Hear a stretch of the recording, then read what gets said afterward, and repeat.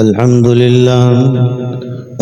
لله نحمده ونستعينه ونستغفره ونؤمن به ونتوكل عليه ونعوذ بالله من شرور أنفسنا ومن سيئات أعمالنا من يهده الله فلا مضل له ومن يضلله فلا هادي له ونشهد أن لا إله إلا الله وحده لا شريك له ولا نظير له ولا وزير له ولا مثل له ولا مثال له ونشهد أن سيدنا ونبينا وشفيعنا وحبيبنا وحبيب ربنا ونقينا وتقينا وأولانا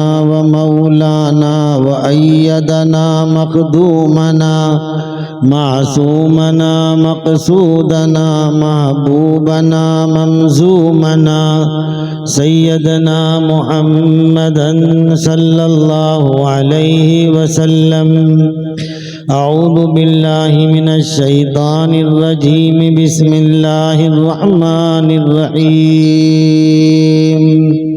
وما محمد إلا رسول قد خلت من قبله الرسل.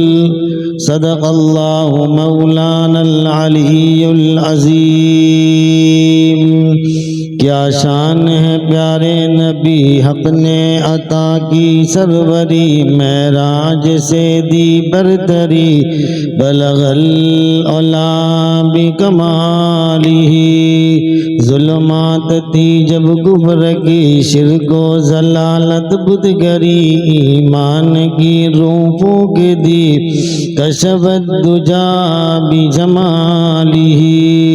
اسلام کی دعوت بھی دی، تکلیف بھی اس نے سہی، دشمن کو دعا جس نے دی حسنت جمیع خصالہ.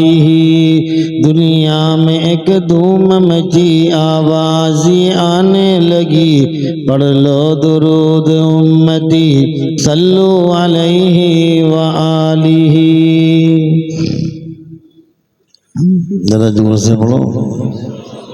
اللہم صلی علی سیدنا مولانا محمد وبارک وسلم. درود شریف کی عادت بنا لو، رحمت ہی رحمت ملے گی، برکت ہی برکت ملے گی. یوں بھی سخاوت دبوئی والوں میں سخاوت تو ہوگی بھی، دیکھیں نہیں ہے مکمل طور پہ، لیکن ہوگی انشاءاللہ. اس لیے کہ حضور نے فرمایا البخیل من لم یصلی علی. بخیل وہ ہے جو مجھ پہ درود نہ پڑھے، اور سخی وہ ہے جو درود پڑھے. الحمدللہ درود سے بھی سخاوت کریں گے اور مال بانی سے بھی سخاوت کرتے رہیں گے. سخی کو ہم جانتے ہو. آج کا میرا مضمون رہے گا رسول اللہ کی آخری ایام. بڑے ہی عجیب و غریب نبی اکرم صلی اللہ علیہ وسلم کے آخری ایام ہیں. ان ایام کو سن کر ہمارا دل، ہماری آنکھیں آپ دیدہ ہو جاتی ہے کہ رسول اللہ صلی اللہ علیہ وسلم کے آخری لمحات کیا تھے. تو الحمدللہ سخاوت اس کو کہتے ہیں کہ ہم اپنا پیٹ کاٹ کر کسی کو کھلائے پلائے، اسے سخی کہتے ہیں. زکوٰۃ دینے والے کو سخی نہیں کہتے ہیں، زکوٰۃ دینے والے کو سخی نہیں کہتے ہیں، بلکہ اپنا پیٹ کاٹ کر، یعنی اپنے کھانے میں سے، اپنے پیسوں میں سے جہاں ہمیں خرچ کرنا اس میں سے بچت کر کے دینے والے کو سخی کہتے ہیں. اس لیے اس میں نہ امیر کی ضرورت ہے نہ غریب کی ضرورت ہے. ہمارے ایک ساتھی تھے مراد آباد میں، وہ کسی ٹانگے میں بیٹھے ہوئے تھے، تو وہ ٹانگے والا جو تھا اس کی سائیکل کے آگے جو ہے ایک تھیلی لٹکی ہوئی تھی، وہ پیچھے بیٹھے ہوئے تھے. پوچھا کہ یہ تھیلی میں کیا ہے؟ تو بولنے لگا پورا دن جتنا بھی کماتا ہوں وہ کما کر گھر پہ جاتا ہوں، کھانا بنتا ہے، سب کچھ ہو جاتا ہے، اس کے بعد جو کچھ 10-20 روپے بچتے ہیں وہ، اور گھر کا کھانا جو بچتا ہے وہ لے کر کسی غریب کو دینے جاتا ہوں. وہ خود ہی غریب تھا لیکن غریب کو دینے جاتا ہوں. اس کو کہتے ہیں سخی. سخی کا مطلب نہیں کہ حاجی صاحب ہونی چاہیے، بڑی بڑی زمینوں کے مالک ہونی چاہیے، دکانوں شو روم کے مالک کو کوئی ضرورت نہیں ہے. سخی اس کو کہتے ہیں کہ اپنا پیٹ کاٹ کر دے دو، چاہے غریب ہو کہ امیر ہو.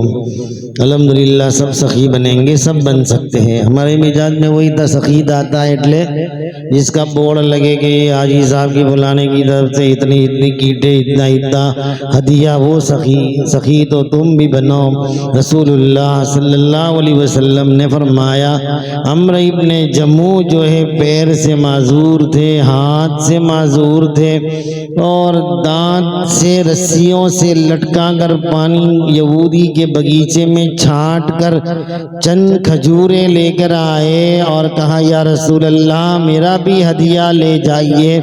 صحابہ کرام کی نگاہوں میں وہ چند کھجوریں بہت کم لگنے لگی. حضور نے بھانپ لیا کہ ان کو لگتا ہے یہ کھجوروں سے کیا ہوگا، تو میرے آقا نے فرمایا اس کی کھجوروں کو تمام کے مال پر چھانٹ دو، اس کی کھجوروں کی برکت سے سب کا مال قبول ہو جائے گا. اور سنو، اگر مدینے کے تمام مال پہ اس کھجوروں کو بانٹ دیا جائے تو وہ بھی قبول ہو جائے. اس کو کہتے ہیں سخی. تو انشاءاللہ ہم مکمل طور پہ سخی بننے کی کوشش کریں گے. دنیا میں بخیل بھی بہت سارے ہوتے ہیں. تو کتاب البخلا میں ایک واقعہ لکھا ہے کہ بخیلوں کی بھی زبردست قسم ہوتی ہے، اور ایسے ایسے بخیل ہوتے ہیں کہ ہم سوچ بھی نہیں سکتے. اللہ تعالیٰ بخیلوں سے بڑی ناراضگی رکھتے ہیں. اس لیے بخیل مت بننا. اپنے آپ پہ بھی خرچ کرنا، اپنے گھر والوں پہ بھی خرچ کرنا، اور بچا بچا کے بہت رکھنے کا نہیں، اس لیے کہ قبرستان میں کوئی لے کے آتا نہیں ہے، دوسرے لوگ لے لیتے ہیں. اس کے لیے جتنا ہو سکے اتنا ہم اپنے اوپر. کئی لوگ اچھے کپڑے نہیں پہنتے، سڑیلا اسکوٹر لے کے پھرتے ہیں اور چپل بھی گھس گھس جاتی. اللہ نے دیا ہے تو اللہ کہتے ہیں کہ ان اللہ یحب ان یرا اثر نعمتہ علی عبدہ، میں چاہتا ہوں کہ میرے بندوں پر میری نعمتیں بھی ظاہر ہونی چاہیے. ابا نے گھڑیاں اللہ کی دی، انہیں نام پہنے، تو پھر ابا کا بھی دماغ آسمان پہ جا سکتا ہے کہ بھائی تو پہن تو صحیح، جب دیا ہے تو. نہیں دیا ہے تو ٹھیک ہے، دیا ہے تو پہنو. تکبر مت کرو، لیکن اللہ کی نعمت کا استعمال کیا کرو. اسے سخی کہتے ہیں. بخیل بھی ایسے ہوتے ہیں. کتاب البخلا کسی نے کتاب لکھ ڈالی 250 پیج میں عربی میں، کتاب البخلا. اس میں واقعہ یوں لکھائے گا کہ بخیل ایسے ایسے ہوتے ہیں کہ بھئی اپنے ہی گھر میں اپنی بیوی محترمہ سے کہتے ہیں کہ چراغ میں چلا جاؤں مسجد میں تو بند کر دیا کرو، اس لیے کہ تو اکیلی یہ چراغ سے فائدہ اٹھائے گی تو دیوے میں تیل بہت زیادہ جل جائے گا، اور فائدہ اٹھانے والی تو اکیلی ہوگی. جب میں آؤں جب چالو کرنا. یہ عادت بنا لی. آخر میں ایک مرتبہ دیوا بند کرنا بھول گیا، مسجد چلا گیا. مسجد گیا تو یاد آیا کہ دیوا بند کرنا بھول گیا. دوڑتا ہوا واپس آیا تو بیوی محترمہ نے کہا کہ مجھے معلوم تھا کہ آپ تشریف لائیں گے، لیکن آپ کی صحبت یافتہ ہوں. آپ کی بخیلی کی برکت سے میں بھی بخیل بن چکی ہوں، اس لیے آپ کے جانے کے بعد فوراً میں نے یہ دیوا بند کر دیا تھا. لیکن آپ پر تعجب ہے کہ آپ واپس چلے آئے، تو مجھے بھی جو ہے تعجب ہوا، اس لیے کہ آپ چپل پہن کے گئے، پھر چپل پہن کے آئے، پھر گئے، پھر آؤ گے. آج 4 مرتبہ آپ کی چپل گھس جائے گی. تو کہنے لگا بندی خدا، چپل اتار کے آیا ہوں اور اب چپل بغیر جاؤں گا. ایسی خراب حالت کی ہم بخیل نہ بنے، بلکہ رسول اللہ نے بخیل اس کو کہا ہے البخیل من لم یصلی علی، بخیل وہ ہے جو رسول اللہ پر درود نہ پڑھے. ارے ہم نہ پڑھیں گے تو ہمارا نقصان ہوگا، لیکن اللہ نے فرمایا ان اللہ وملائکتہ یصلون علی النبی. اللہ فرماتے ہیں ساری کائنات برباد ہو ہو جائے گی، سارے لوگ مر جائیں گے، جبریل بھی مر جائیں گے، میکائیل بھی مر جائیں گے، اسرافیل و اسرائیل بھی مر جائیں گے، کل من علیہا فان ویبقى وجہ ربک ذو الجلال والاکرام فبأي آلاء ربکما تکذبان۔ اللہ فرماتے سب لوگ مر جائیں گے لیکن میرے محمد پہ درود بند نہیں ہوگا، اس لیے کہ اللہ باقی رہنے والے ہیں، اور اللہ خود فرماتے ہیں کہ ان اللہ وملائکتہ یصلون علی النبی، میں اللہ محمد پہ درود بھیجتا ہوں اور بھیجتا رہوں گا۔ ساری کائنات ختم ہو جائے گی لیکن محمد رسول اللہ پر درود ختم نہیں ہوگا۔ اس سے معلوم ہوتا ہے کہ درود شریف کتنا اہم ہے ہمارے لیے، اس لیے اس کی عادت بنائیے، فضائل درود آپ سنتے رہتے ہیں، اس کی عادت ضرور بنائیے۔ اللہ ہم سب کو درود پاک محبت کے ساتھ پڑھنے کی توفیق عطا فرمائے۔ پھر سے درود پاک پڑھ لیجئے۔ اللہم صلی علی سیدنا مولانا محمد بارک وسلم۔ نبی اکرم صلی اللہ تعالی علیہ وسلم جو ہے حجۃ الوداع سے تشریف لائے۔ حجۃ الوداع کا خطبہ بھی بڑا عجیب و غریب ہے۔ اچھا ایک بات کا خلاصہ کرتا چلو، بہت سارے لوگ بیان میں ایسا کہہ دیتے ہیں کہ صحابہ کرام نے تو حضور صلی اللہ علیہ وسلم کے حجۃ الوداع کے بیان کے بعد جس طرف سواری تھی اس طرف دوڑا دی، جس طرف سواری تھی اس طرف دوڑا دی اور سب چلے گئے۔ تو رسول اللہ صلی اللہ علیہ وسلم کا بیان سننے میں لوگ کہاں بیٹھے تھے؟ الٹے کے سیدھے۔ سواری تو یوں ہوگی تو ادھر چلے جائیں، رسول اللہ کے سامنے بیٹھے ہوئے تھے اور رسول اللہ کا فرمان وہ سن رہے تھے۔ اور اس پر کافی مطلب یہ گا کہ بہت سارے صحابہ کرام یمن کے تھے، بہت الگ الگ علاقوں کے تھے، وہ اپنے اپنے علاقوں کی طرف چلے گئے۔ تو روایتوں کو ہم دھیان سے پڑھیں اور سنیں، اس کے بعد ہی اس کو آگے بڑھائیں۔ کوئی بھی روایت ہم اپنی مرضی سے بیان کرنے کی کوشش نہ کریں جب تک ہمیں معلوم نہ ہو۔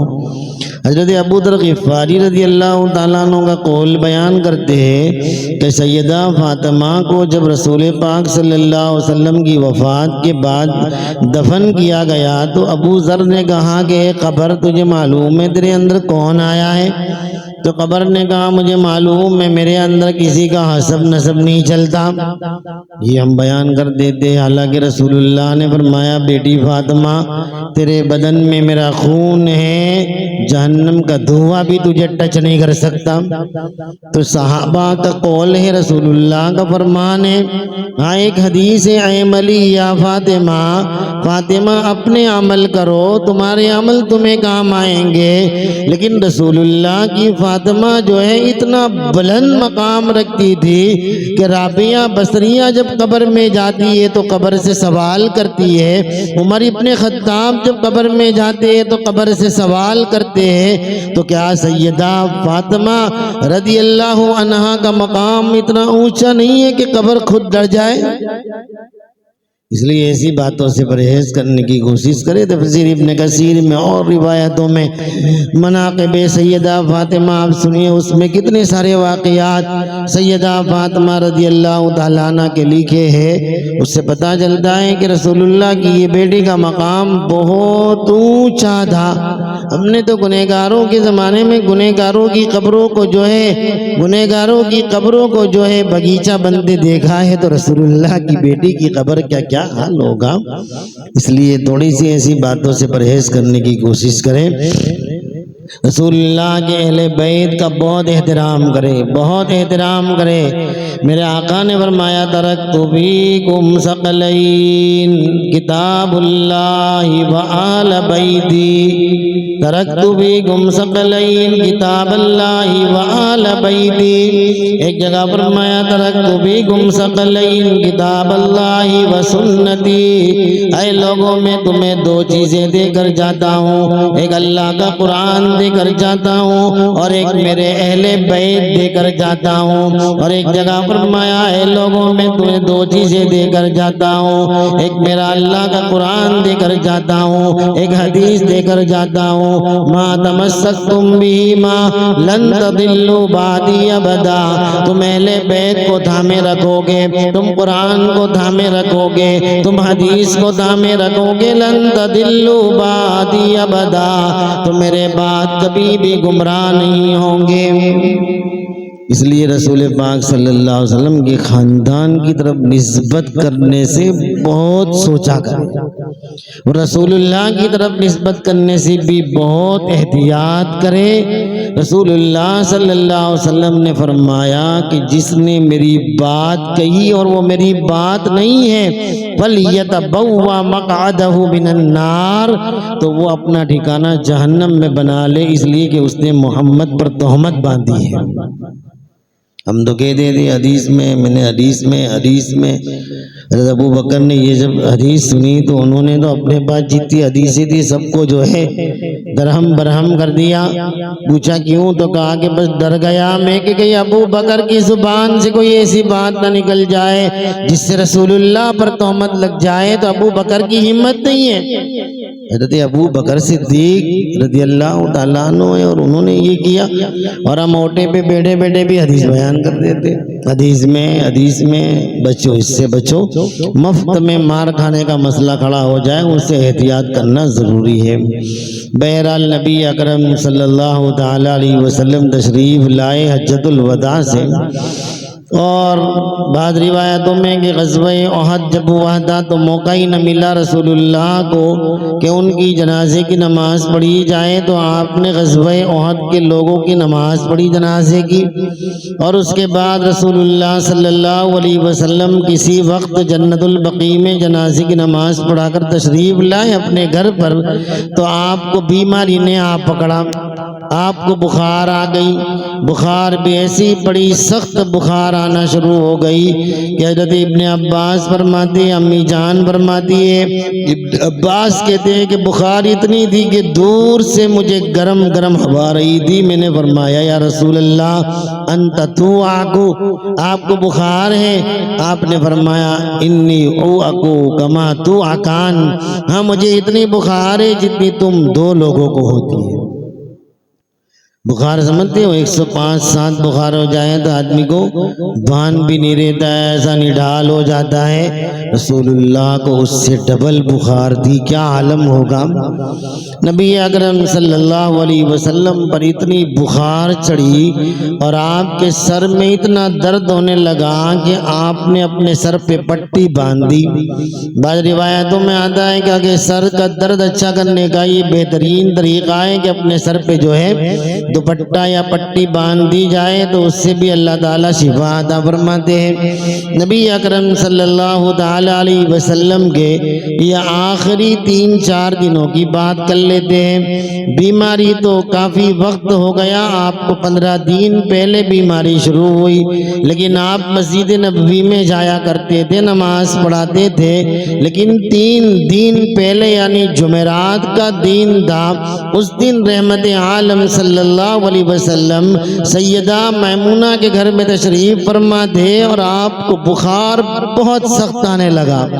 امی جان فرماتی ہے کہ آپ کو اتنا پسینہ ہونے لگا، اتنا پسینہ میں نے کبھی کسی کا نہیں دیکھا، لیکن میں آپ کا ہاتھ لیتی تھی، کیا احترام تھا۔ اللہ کرے ہمیں بھی احترام نصیب ہو جائے رسول اللہ کا، ہمیں بھی احترام نصیب ہو جائے اللہ کے پیارے نبی کا، دل میں عشق و محبت بچ جائے۔ امی جان فرماتی ہے کہ اتنا پسینہ ہوا کہ میں نے خود آپ کا ہاتھ لے کر آپ کے منہ پہ پھیرا، اور فرماتی ہے اس لیے کہ میرے سے زیادہ پاک تو آپ کا ہاتھ تھا۔ یہ امی جان کے الفاظ ہیں کہ میں نے آپ کا ہاتھ لے کر آپ کے چہرے مبارک پر پھیرتی تھی اور پسینہ صاف کرتی تھی۔ تھوڑا سا تصور کی نگاہوں میں کھو کر بیٹھنا میرے دوستو، اور رسول اللہ کو اپنے دل میں ضرور بسانا۔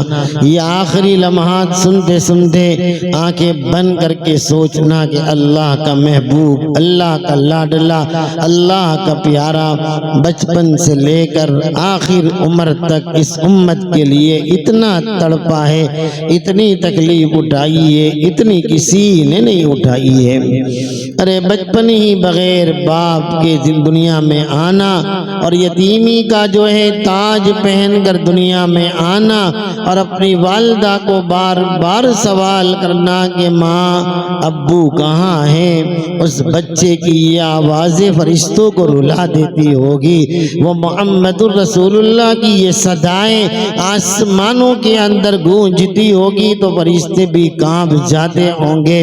اللہ نے اپنے حبیب کو کیسے امتحان سے شروعات کی ہے، الم یجدک یتیما فآوا۔ اے محمد رسول اللہ بی بی آمنہ کی گود میں تشریف لاتے ہیں، بی بی آمنہ اپنے ہاتھ میں لیتی ہے اور ایک ہی زبان پہ بات ہوتی ہے، کاش عبداللہ موجود ہوتے تو میرے اس لاڈلے کو دیکھ کر کتنے خوش ہوتے۔ اللہ نے فرمایا الم یجدک یتیما فآوا۔ اے محمد غزوہ بدر سے لے کر غزوہ احد، غزوہ حنین، غزوہ خندق، میدان کے تمام موقعوں کے اوپر میرا محمد ابو نہیں بلکہ اللہ پکارے گا، اس لیے اپنے یتیمی کے عالم میں پیدا فرمایا الم یجدک یتیما فآوا۔ اللہ فرماتے ہیں کہ محمد ہم نے آپ کو یتیم دنیا میں بھیجا، وَلَسَوْفَ يُعْطِيكَ رَبُّكَ فَتَرْضَىٰ، لیکن آپ کو ہم وہ مقام دیں گے، مقام محمود دیں گے، آپ کو سفارش کا وہ مقام دیں گے کہ آپ راضی ہو جاؤ گے۔ حضور صلی اللہ علیہ وسلم بچپن سے لے کر اپنے ابو کے بعد امی جان اور نہ جانے کن حالات سے بچپنا گزارتے ہوئے چلے۔ ایک چھوٹا سا بچہ باپ کے بغیر، ماں کے بغیر اپنی زندگی گزار کر قیامت تک آنے والے انسانوں کا بوجھ لے کر اٹھنے والا تھا۔ اللہ ان کی تربیت فرما رہے ہیں، پوری زندگی آپ نے اس امت کے لیے بہت تکلیفیں اٹھائی۔ کبھی کبھی سوچتے ہیں تو ہمارا تو دماغی کام نہیں کرتا کہ رسول اللہ صلی اللہ علیہ وسلم نے 10 سالہ زندگی میں 27 مرتبہ غزوات میں حاضری دی ہے، 27 مرتبہ غزوات میں میدان جہاد میں حاضری دی ہے۔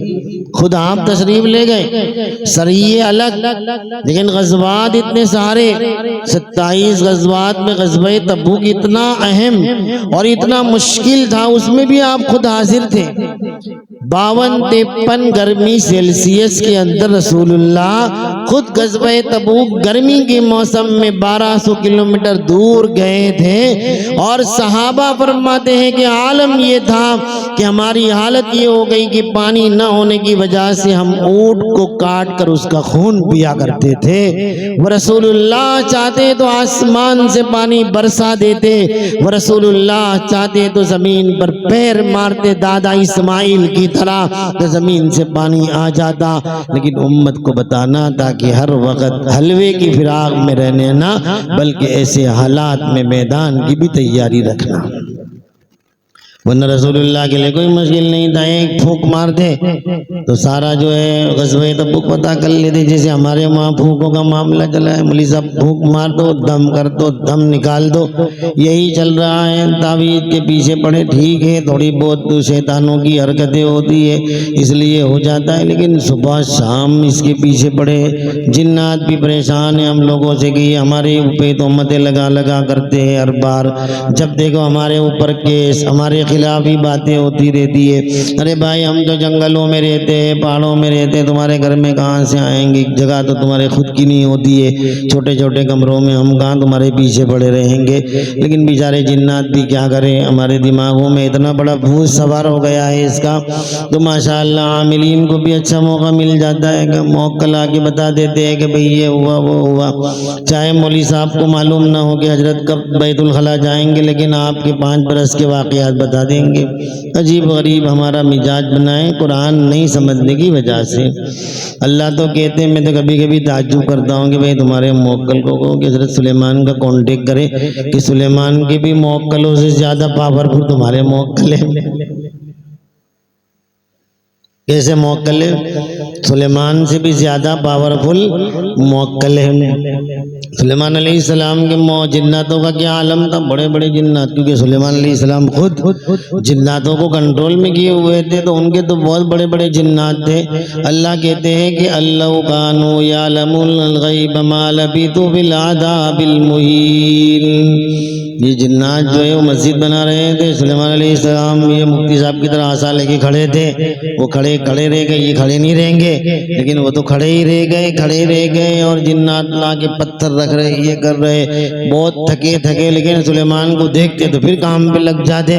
یہاں تک کہ اللہ کہتے حتی تاکل من سعتو, یہاں تک کہ ان کی جو عصا تھا اس کو جو ہے ادھئی نے کھایا تو وہ نیچے گرے دھڑام کر کے. تو پتہ چلا کہ سلیمان کی تو وفات ہو چکی ہے. تو جنات کہنے لگے بھائی پہلے سے خبر ہوتی تو اپنے یہ 2-4 مہینے اتنی تکلیف نہ اٹھاتے, یہاں سے بھاگ جاتے. تو سلیمان کے بازو میں لا کے پتھر رکھتے تھے, ان کو نہیں پتا چلا, لیکن یہاں کے موکلوں کو آپ کے 5 برس کے بعد کیا ہوگا وہ خبر پڑ جاتی ہے.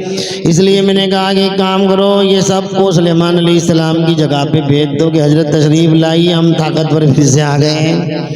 اس لیے تھوڑا سا سمجھے, اللہ تعالیٰ نے انسان کو اشرف المخلوقات بنایا ہے, اور اس کے بعد ہمارے 5 جناتوں کا نمبر ہے. جناتوں کو ہم نے آگے کر دیا, اس لیے وہ بھی کہتے کہ ڈراؤ. چوئی سے کوئی ڈرے تو قصور چوئی کا نہیں ہمارا ہے. ہماری ماں بہنوں کو دیکھیے, چھوٹا سا کوکروچ آ جائے, چوئی آ جائے, جیسے لگتا ہے کوئی ٹیررسٹ ہمارے گھر میں آ گیا. وہ چوئی بھی تعجب کرتی ہے کہ یہ حضرت انسان عجیب و غریب ہے کہ ہمارے سے ڈرتا ہے. اسی طرح جنات بھی ہنستے ہیں کہ اللہ نے ان کو اتنا علم دیا ہے, لیکن یہ بھاگتے ہیں رات کو بھی اٹھ کے, آسمان سے کچھ آواز آ جائے دھابے پہ تو اس کی نیند اڑ جاتی ہے. مولوی صاحب کو فون کرتا ہے کہ مولوی صاحب کوئی آواز آوے سے کوئی کوئی نہیں ہے بھائی. وہ ان کو جانا آنا ہوتا ہے تو کبھی تمہارے گھر پہ سے بچکا مار کے چلے جاتے ہیں, اس میں تم کے پریشان ہو جاتے ہو. یہ کبھی کبھی نکلنا ہوتا ہے, کبھی سفید کپڑے والا دکھ گیا تو اس کو جانا تھا, تمہارے آنگنے میں سے نکل کے چلا گیا. ایسا ہوتا ہے. اس لیے کچھ اپنے اندر بھی کانفیڈنس پیدا کرے اور اپنے دماغوں کو بھی مضبوط رکھے اور اللہ پہ بھروسہ رکھے, اور تھوڑی بہت بیماری یہ ہو اس کا علاج کروا لے صحیح طریقے سے, لیکن صبح شام اس کے پیچھے نہ پڑے رہے. بہرحال صحابہ کرام کے بچوں کے بارے میں مشہور ہے, حضور علیہ السلام باہر نکلے تو جناتوں کو پکڑ کے باندھ رہے تھے. حضور میں چھوڑو ان کو, بچے جناتوں کو پکڑ کے باندھ رہے تھے. اور یہاں پر تو ہم بڈھے آدمی بھی دیکھ کے بھاگ جاوے یہاں سے مسجد میں سے. تو یہ ہے صحابہ کی اولاد, اس کے بعد کی اولاد. تو بہرحال ہم اپنے مزاجوں کو خصوصی طور پر اپنی ماں بہنوں کو سمجھاؤ, پیٹ دکھے گا 2 دن زیادہ دکھے گا تو کہ کوئی نہ کوئی کر تو دیا ہوگا, اس کے لیے اتنا پیٹ دکھتا ہے گا. تو تھوڑا سا احتیاط کرے اور دعاؤں کی عادت ڈالے, دعائیں پڑھنے کی عادت ڈالے. اور کچھ ہے عملیات, وہ عملیات سے صحیح طریقے سے اس کا علاج کروانا ہو اس وقت کروا لے, لیکن صبح شام اس کے پیچھے نہ پڑے رہے, ورنہ پریشان ہو جاؤ گے آپ. ایک نے کہہ دیا, 2 نے کہہ دیا, 3 نے کہہ دیا, تمہارا گھر میں کئی 6 تو وہ جنات تو نکلا پر تم نکل جاؤ گے گھر کے باہر. جنات نہیں نکلے گا, لیکن آپ گھر چھوڑ دو گے، اس لیے بہتر رہے گا کہ اپنے دماغ کو مضبوط رکھو۔ اللہ نے فرمایا ہے کہ تمہارے کو ہم نے حضرت انسان بنایا ہے، تم طاقتور ہو۔ بہرحال یہ تھوڑی سی ٹریٹمنٹ 1-2 گھنٹے میں آپ کو اس پہ بیان کروں، جادو کیا چیز ہے، جنات کیا چیز ہے، اس کے اثرات کیا ہے، جادو کیسے ہوتا ہے، تکلم سے ہوتا ہے، کلام سے ہوتا ہے، اور جناتوں کا حاضری کیسے ہوتی ہے، بہت لمبے اس کے بھی ہے۔ کبھی موقع ملا تو انشاءاللہ یہ سبق بھی لے لو تاکہ آپ پاورفل ذہن کے بن جاؤ گے، اور انشاءاللہ حضرت جن بھی تھوڑا سا دیکھ کے آپ سے کٹ مارنے کی کوشش کرے گا کہ حضرت والا تشریف لائے، اس لیے اپنے ہٹ جاؤ۔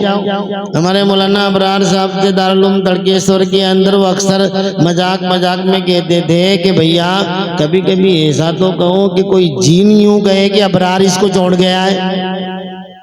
وہ مذاق میں کہتے تھے کہ ایک آدھ کیس تو ایسا لاؤ بھائی کہ وہ جنات یوں کہے کہ ابرار اس کو چھوڑ گیا ہے، صبح شام ہم کو ہی چھوڑتے رہتے۔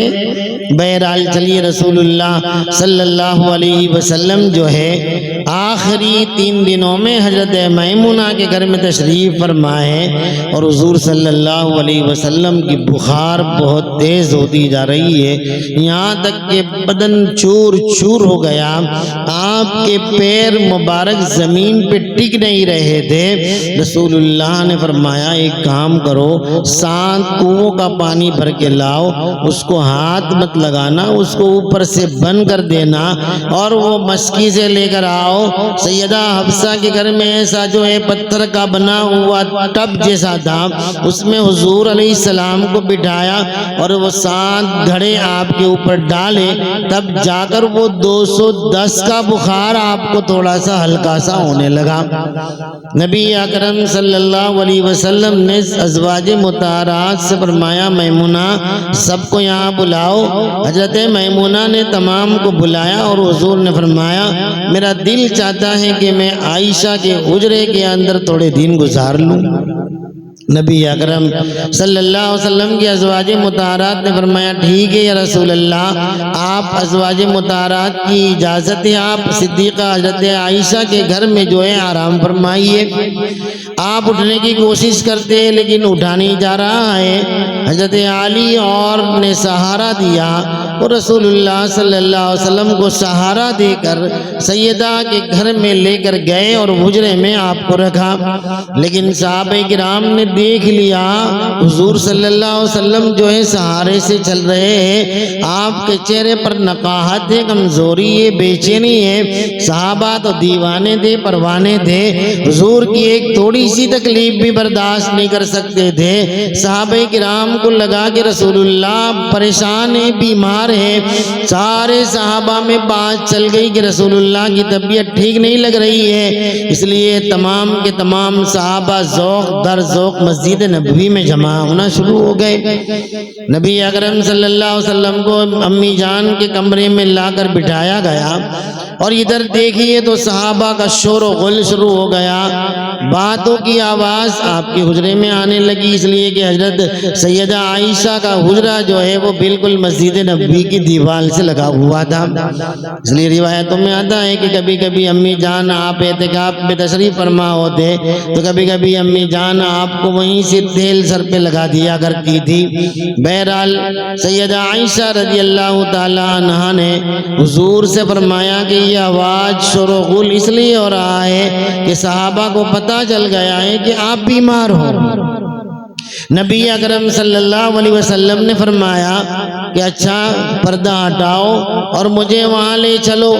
صحابہ کرام میں 2 صحابہ آئے اور حضور کو جو ہے مسجد نبوی میں ہاتھ پکڑ کر لے گئے، ممبر پہ تشریف فرما ہوئے، دیوانے پروانے حضور کا چہرہ دیکھ کر بے چین ہونے لگے کہ یا اللہ ہمارے آقا کو یہ کیا ہو گیا۔ جس کو محبت ہوتی ہے اس کا تو حال ہی برا ہوتا ہے، اور صحابہ سے زیادہ کوئی حضور سے محبت کرنے والا اس کائنات میں نہیں ہے۔ رسول اللہ سے محبت اتنی تھی ان کو کہ کبھی کبھی اپنے کھیت سے واپس آتے اور رسول اللہ مسجد نبوی سے گھر چلے گئے ہوتے تو صحابہ کرام باہر بیٹھے رہتے، یہاں تک کہ تہجد میں واپس مسجد نبوی میں آتے تو حضور کا چہرہ دیکھ کر پھر وہ اپنے گھر جانے لگتے۔ آقا پوچھتے کہ کیوں کیوں بیٹھے ہو؟ تو کہا کہ جب تک آپ کو دیکھ نہیں لیتے گھر جانے کو جی نہیں چاہتا ہے۔ یہ رسول اللہ صلی اللہ علیہ وسلم کے چاہنے والے تھے۔ آج ولادت کا موقع بیان کا نہیں ہے، ورنہ حضرت حلیمہ خود فرماتی ہے کہ جب رسول اللہ کو میں گھر میں لے کر آئی تو جب تک رسول اللہ، جب تک میرے بیٹے محمد حلیمہ کے گھر میں رہے، تب تک مجھے کبھی بھی چراغ جلانے کی ضرورت نہیں پڑی۔ ہمیشہ میرے گھر میں رسول اللہ کی تشریف آوری کی وجہ سے اجالا ہی اجالا رہتا تھا۔ تو یہ رسول اللہ صلی اللہ علیہ وسلم کا نور تھا۔ ہم نے تفسیر ابن کثیر میں پڑھا ہے کہ رسول اللہ کے نور میں سے اللہ نے حضرت یوسف کو نور عطا فرمایا تھا۔ تو حضرت یوسف کا چہرہ نورانی یہ تھا کہ علامہ ابن کثیر لکھتے ہیں کہ جب وہاں قحط ہوا تو شروعات میں لوگ کھڑے ہوتے اور حضرت یوسف محل کے باہر آ کے کھڑے ہو جاتے تو لوگ ان کے حسن کو دیکھ کر اپنا پیٹ بھر لیا کرتے تھے۔ ایسا 40 روز تک مصر کے لوگوں نے حضرت یوسف کا چہرہ دیکھ کر پیٹ بھرا ہے۔ قربان جائے محمد الرسول اللہ صلی اللہ علیہ وسلم پر۔ حسن یوسف دم عیسیٰ ید بیضا داری، آہما خوبات تنہا داری۔ ارے حسن یوسف ہو کہ موسیٰ کا سفید ہاتھ ہو، کہ عیسیٰ کا دم ہو، کہ تمام نبیوں کے معجزے ہو، اے محمد الرسول اللہ سارے معجزے آپ کے دامن میں موجود ہیں۔ رسول اللہ صلی اللہ علیہ وسلم کی یہ خوبصورتی تھی۔ امی جان بھی کہتی ہے کہ کبھی کبھی رسول اللہ تشریف لاتے تو میں انتظار میں بیٹھی رہتی، اور جب آپ تشریف لاتے تو میں سوئی میں داغا حضور کے چہرے انور کو دیکھ کر پھر لیا کرتی تھی۔ اسی لیے کہتے ہیں شمسک بالسماء وشمسی بالبیت وشمسی بالارض۔ ایک سورج تمہارے آسمان کا ہے اور ایک سورج عائشہ کا ہے، اور عائشہ کا سورج وہ ہے کہ اس سورج سے بھی اس سورج میں روشنی پائی ہے۔ اسی لیے رسول اللہ صلی اللہ علیہ وسلم نشر الطیب کتاب ہے تھانوی رحمۃ اللہ علیہ کی، اس کو بھی یاد کیجئے۔ نشر الطیب نام یاد کیجئے، اپنے گھر میں بسائیے۔ گھروں میں اگر کوئی تکلیف زیادہ ہو، بیماریاں زیادہ ہو، ہمارے اکابرین کا تجربہ ہے کہ نشر الطیب کو پڑھنے سے اللہ تعالیٰ اگر گھر ہے یا تعاون پھیلائے تو اس تعاون کو بھی دور فرما دیتے ہیں۔ نشر الطیب کتاب رسول اللہ فی ذکر الحبیب نام ہے کتاب کا، حضور کے ذکر میں یہ کتاب ہے۔ اس کتاب میں بہت سارے حضور کے پیدائش سے پہلے کے واقعات لکھے ہیں کہ سیدنا جبریل علیہ السلام سے حضور نے پوچھا کہ جبریل تمہاری عمر کتنی ہے؟ انہوں نے فرمایا میری عمر تو اتنی لمبی ہے کہ اللہ کی عرش کے پڑوس میں ایک نورانی ستارہ نکلتا ہے، وہ ستارہ 70,000 سال میں ایک مرتبہ نکلتا ہے، تو میں نے اس ستارے کو 70,000 مرتبہ دیکھا، اتنی میری عمر ہے۔ حضور نے فرمایا جبریل وہ ستارہ اللہ نے مجھے بنایا تھا۔ تو میرے محبوب کا مقام ہی ہم نہیں سوچ سکتے۔ سبحان الذی اسریٰ بعبدہ لیلا من المسجد الحرام الی المسجد الاقصی۔ ایک ایڈورٹائز میں صابو دیکھ کر پاگل ہو کے اپنے گھر میں لے آتے ہو، آؤ محمد رسول اللہ کا ہر ورق پہ نام ملے گا، ہر حروف میں نام ملے گا، ان کے پیچھے پاگل ہو جائیں گے تو ہمیں جنت کے دروازے کھل جائیں گے۔ کان خلقہ القرآن۔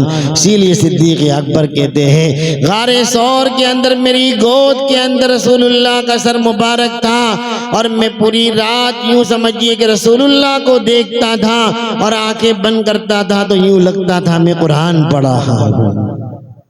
یہ میرے آقا تھے۔ بہرحال نبی اکرم صلی اللہ علیہ وسلم کی یہ خطبہ سنیے، یہ جو خطبہ ہے ہمارے دلوں کو ہلا دے گا۔ رسول اللہ کتنے بڑے تھے، کیا اخلاق تھے، کیا زبان تھی، کیا تعلیم تھی، کیا ادب تھا، کیا طریقہ تھا، وہ ساری چیزیں ہم نے بھلا دی ہے۔ رسول اللہ اتنے بڑے 27 غزوے کرنے والا آدمی کتنا پاورفل ہو۔ 2-4 दिन 10 दिन 4 महीने जेल में रह के आता है तो गले में चेन पहन लेता है, हाथ में कड़ा पहन लेता है। भाई भाइयों में तो रसूलुल्लाह 27 गज़वे करके आए, क्या पावर होगा, क्या पावर होगा। एक मर्तबा तो गज़वे हुनैन में सारे सहाबा इधर उधर होने लगे, तितर बितर। तो यही अब्दुल्ला के दुलारे, आमिना के प्यारे, वो 7 फुट के घोड़े पर बैठते हैं और ऐलान करते हैं, अनन नबिय्यु ला कदिब अना इब्नु अब्दुल मुत्तलिब। क्या रौब होगा, हाथ में शमशीर बेनियाम है, रसूलुल्लाह का रौबदार चेहरा है, घोड़े पे तशरीफ फरमाए, 10,000 का लश्कर सामने और हुजूर फरमाते हैं, अनन नबिय्यु ला कदिब अना इब्नु अब्दुल मुत्तलिब। आपका ये जुमला सुनकर 10,000 का लश्कर पानी में बैठ जाता है। ये रसूलुल्लाह है, लेकिन तवाज़ु देखिए। हम थोड़े से मौलवी साहब बन गए, मुफ्ती बन गए, थोड़ा बयान कर लिया, हमको पहचान दो हम कौन है। अरे भाई कौन हो हमको मालूम है, लेकिन हम रसूलुल्लाह के ताबेदार बने। मेरे आका फरमाते हैं, जब आपने फतेह मक्का फरमाया, आप जो है काबतुल्लाह के पास बैठे हैं और मक्के वाले रोबदार छेड़ा देख कर डर रहे हैं, कांप रहे हैं कि हमने मोहम्मद को बहुत सताया था, आज अंजाम बहुत बुरा होगा, आज अंजाम बहुत बुरा होगा। कांपते कांपते सब आ रहे हैं सामने। हुजूर ने फरमाया मत डरो। देखिए तवाज़ु तो देखिए, अल्लाहु अकबर। किताबों में पढ़ते हैं, कभी कभी हज़रत अनस फरमाते हैं कि कभी कभी मैं रसूलुल्लाह के घर जाने के लिए निकलता तो रास्ते में रसूलुल्लाह को किसी के घर के बाहर बैठे देखा, तो मैंने पूछा या रसूलुल्लाह आप यहाँ, तो कहा कि वो यतीम बच्चे की चप्पल टूट गई थी, तो मैंने सोचा लाओ अपने हाथों से उसको थान दूं, कुर्बान जाए मोहम्मद रसूलुल्लाह पर। ये नबी है, ये नबी है हमारे, यतीमों का मावा, गरीबों का मलजा। ये नबी है हमारे, जिनकी तवाज़ु ऐसी है कि ज़मीन भी शर्मा जाए और इनकी बुलंदी ऐसी है कि आसमान भी शर्मा जाए। ये रसूलुल्लाह है हमारे। फतेह मक्का पर उन मक्के वालों से कहते हैं, मुझसे क्यों डरते हो, मैं तो उस आमिना, गरीब आमिना का बेटा हूँ कि जिस वक़्त मेरे घर के अंदर आमिना के पास खाने को नहीं होता था, तो रात के अंधेरे में मेरी माँ आमिना चुपचाप मक्के की गलियों में पड़े हुए चमड़े के टुकड़े लाया करती थी और उसको उबाल कर हमारे घर में खिलाया करती थी। मैं तो उस आमिना का बेटा हूँ, मैं तो वो गरीब आमिना का बेटा हूँ जिसके घर में खिलौने नहीं थे, जिसके पास पैसे नहीं थे, वो आमिना का बेटा हूँ। मुझसे क्यों डरते हो। ये है रसूलुल्लाह की तालीम, ये है रसूलुल्लाह के अखलाक, ये है रसूलुल्लाह, मेरे प्यारे रसूलुल्लाह, जिनकी जिंदगी का एक एक पहलू हमारी जिंदगी के लिए हिदायत है, हमारी जिंदगी के लिए तवाज़ु, हमारी जिंदगी के लिए नीचा होने के लिए बहुत बड़ी रहबरी और रहनुमाई है। इल्म होगा, ताकत होगी, दौलत होगा, सब कुछ होगा, लेकिन बुलंदी और तकब्बुर होगा तो तुम जीरो हो जाओगे और कुछ न होगा, लेकिन तुम अपने आप को झुकाओगे तो अल्लाह बुलंद कर देंगे। रसूलुल्लाह सल्लल्लाहु अलैहि वसल्लम तशरीफ़ लाते हैं मस्जिद नबवी में। ये थोड़ी सी बातें सुन ली, इंशाअल्लाह 1 घंटे में मुकम्मल होने पर बात ख़त्म कर देंगे। नबी अकरम सल्लल्लाहु अलैहि वसल्लम तशरीफ़ ला रहे हैं, अजीब व गरीब ये हुज़ूर अलैहिस्सलाम का खुतबा है। बुखार बहुत तेज़ है, सर में दर्द है और पट्टी बांधी हुई है। थोड़ा सा तसव्वुर कीजिए, वो मोहम्मद अरबी सल्लल्लाहु अलैहि वसल्लम नकाहत तो कमज़ोरी बेचैनी में तशरीफ लाते हैं और लोगों से कहते हैं कि तुम्हें जो शोर व गुल मैंने सुना तो तुम्हें डर है कि मैं तुम्हें छोड़ के चला जाऊंगा। साहबे किराम कहने लगे, हाँ या रसूल अल्लाह, हमें इसी बात का डर है। हुजूर ने फरमाया कि हाँ याद रखो, मेरा तुम्हारे यहाँ बहुत ज़्यादा रहना मुश्किल है, हमारा ठिकाना असल तो हौज़े कौसर है, वहीं पर हम मिलेंगे। शुरुआत नबी अकरम सल्लल्लाहु अलैहि वसल्लम ने यहाँ से फरमाई और उसके बाद लोगों के सामने आपने खुतबा देना शुरू फरमाया कि लोगों, मैं तुम्हें वसीयत करता हूँ कि नमाज का ख्याल रखना, लोगों में तुम्हें वसीयत करता हूँ کہ عورتوں پر زیادتی مت کرنا، میں تمہیں وصیت کرتا ہوں ایک دوسروں پر ظلم مت کرنا۔ رسول اللہ صلی اللہ علیہ وسلم یہ ساری باتیں بیان فرماتے جا رہے تھے اور کہہ رہے تھے کہ تمہیں اس بات کا دھیان ہونا چاہیے کہ اللہ نے ایک بندے سے یوں کہا کہ دنیا میں رہنا ہے یا آخرت میں چلنا ہے، اس بندے نے آخرت کو پسند فرما لیا۔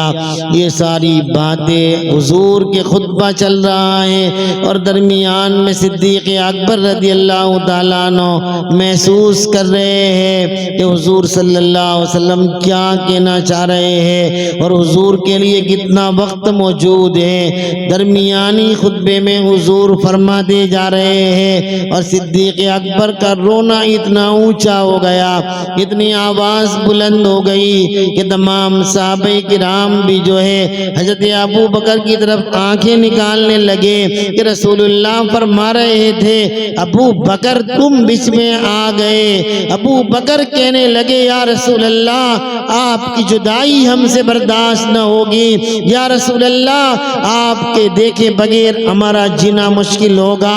یہ درمیان میں صدیق اکبر رونے لگے، صحابہ نے جو ہے آنکھوں سے دیکھا، بولے کچھ نہیں، تو میرے محبوب نے فرمایا اے لوگو سنو، اے لوگو سنو، میں نے تم سب کا حق ادا کر دیا ہے، میرے ابو بکر کا حق میرا اللہ ادا کرے گا۔ نبی اکرم صلی اللہ علیہ وسلم نے اسی خطبے کے درمیان میں لوگوں سے ایک جملہ کہا، دل پھٹ جاتا ہے۔ فرمایا اے لوگو تم کو اگر میری طرف سے کوئی تکلیف ہوئی ہو تو مجھے معاف کر دینا یا مجھ سے بدلہ لے لینا۔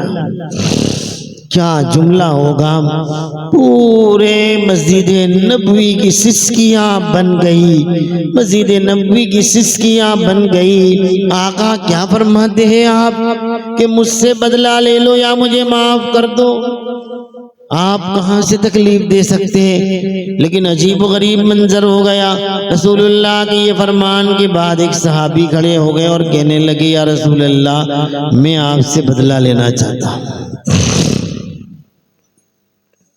یہ ہے ہمارے نبی کے اخلاق، یہ ہمارے نبی کی تعلیم، یہ ہے سیرت، اس کو اپنی زندگی میں لائیے۔ میں کرتے کرتے مر جائیں گے ہم۔ رسول اللہ کتنے بڑے ہیں لیکن اپنے آپ کو کتنا جھکاتے ہیں اور کہتے ہیں لوگوں سے، اپنی امت سے، امت تو پاگل تھی، ان کا تھوک زمین پہ گرنے نہیں دیتی تھی، ان کا خون زمین پہ گرنے نہیں دیتی تھی۔ پچنا لگوایا، پیالے میں خون نکالا، عبداللہ ابن مسعود سے کہا کہ جاؤ اس کو دور جا کے کسی جنگل میں ڈال دو۔ عبداللہ ابن مسعود لے کر گئے، کہنے لگے میں نے دیکھا مڑ مڑ کے کہ رسول اللہ دیکھتے تو نہیں ہیں، میں دور گیا جہاں رسول اللہ کی نگاہ نہیں پڑتی تھی، پورا پیالہ لے کر میں پی گیا اور رسول اللہ کے پاس آیا، کہا میں نے ڈال دیا اس کو۔ حضور نے فرمایا کہاں ڈالا؟ فرمایا ڈال دیا۔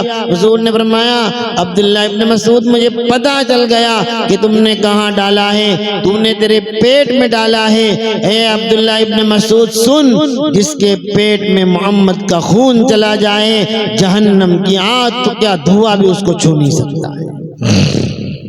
وہ پاگل صحابہ کرام تھے، وہ محبت کرنے والے صحابہ تھے، ان کے درمیان میں حضور کہتے ہیں کہ مجھے معاف کر دو یا مجھ سے بدلہ لے لو۔ ہے ہم میں کوئی دیندار کی طاقت؟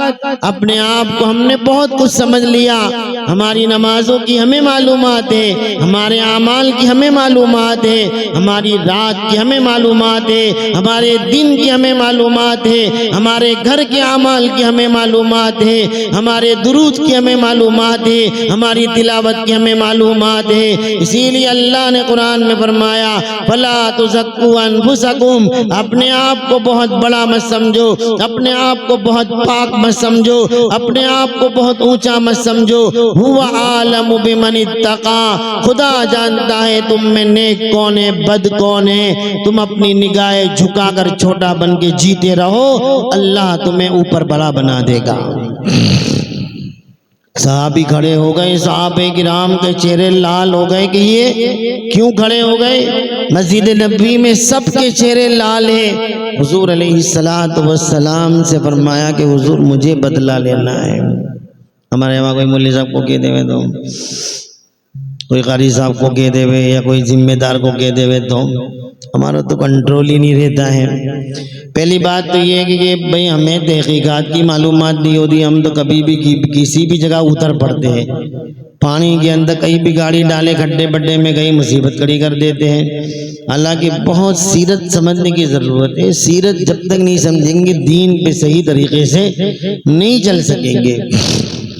ہمارا مزاج یہ ایسا ہے، اڑتی بات آئے اور ہم غصہ کرتے۔ ابے بھائی غصہ کیوں کرتا ہے؟ تو اس نے بولا، اس کو پوچھا تو کہ اس نے بولا، اس کو بولا تو اس نے بولا، آخر میں خبر پڑی کس نے نہیں بولا۔ تو یہ غصہ کہے گا کیا تو نے بھائی؟ ارے ان کو نہیں چھوڑوں گا مولوی صاحب کو، ان کو نہیں چھوڑوں گا، پر کچھ ہوا ہی نہیں تھا شروعات سے۔ ادھر ایسا ہو گیا، بیچارہ ایک آدمی تھا، آفیسر تھا، اس کے پاس لیٹر آ گیا، وہ لیٹر پڑھا اس نے تو بہت زور سے رونے لگا، اتنی زور سے رونے لگا کہ دو چار اڑوس پڑوس کے بھی لوگ آگے رونے لگے۔